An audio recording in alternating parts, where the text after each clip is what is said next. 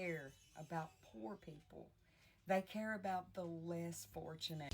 You know, Jen, I interacted with you once a long time ago, and I'm coming here in good faith, and I understand I'm not going to change your mind.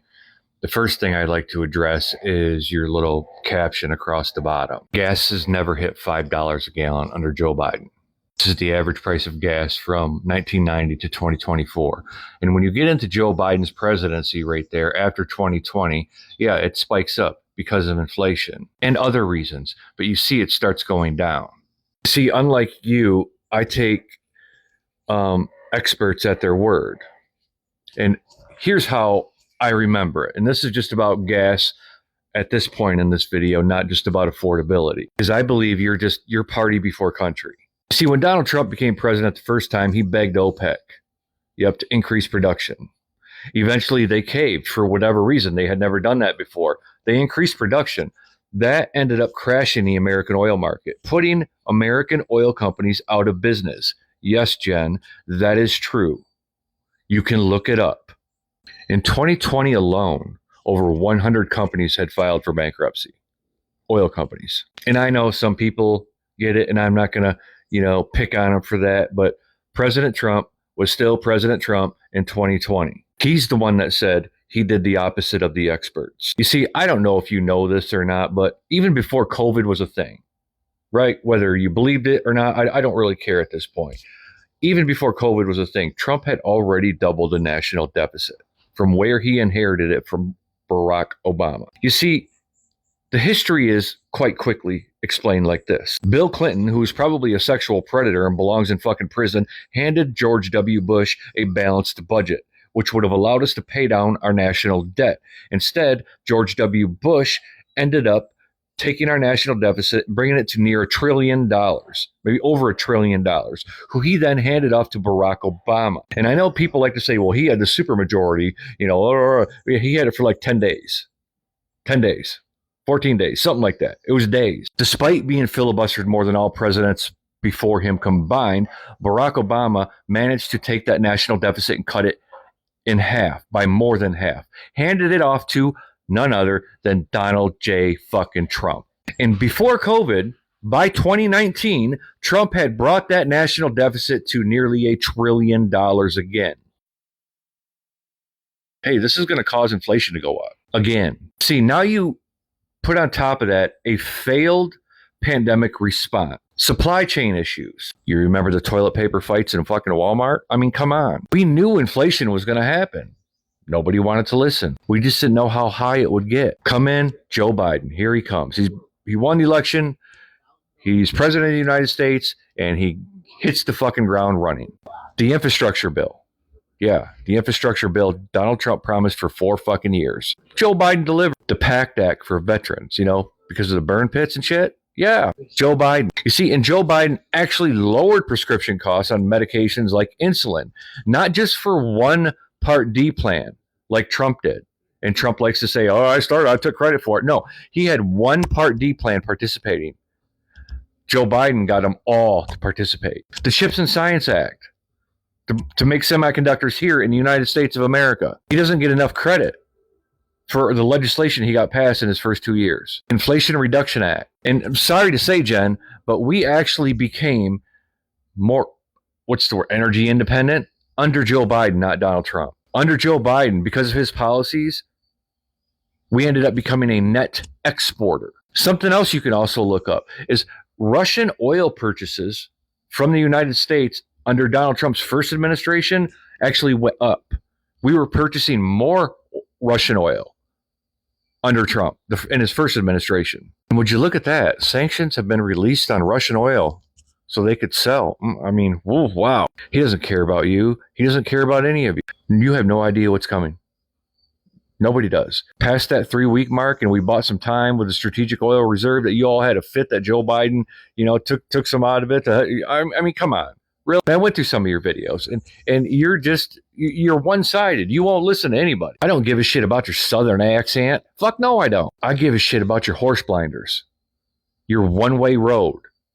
You're constant. Nope, it's not the Republicans. It's the Democrat. Then you make a video, Jen, and you're like, I'm going to need President Trump to address the affordability crisis that's going on. And then you have this video where you're like, oh, you have no idea what Trump's doing. This is an America First agenda. No, it's not, Jen.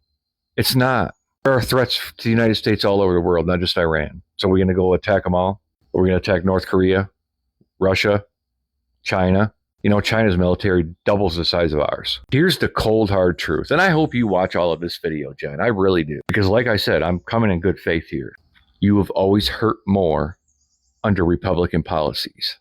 The United States of America, economically speaking, has always been better under Democratic policies, plain and simple. Democrats spend less money. They have lower deficits. And they manage to do all this, and they create more jobs. 50-1, by the way, since the end of the Cold War. 50-1, Jen.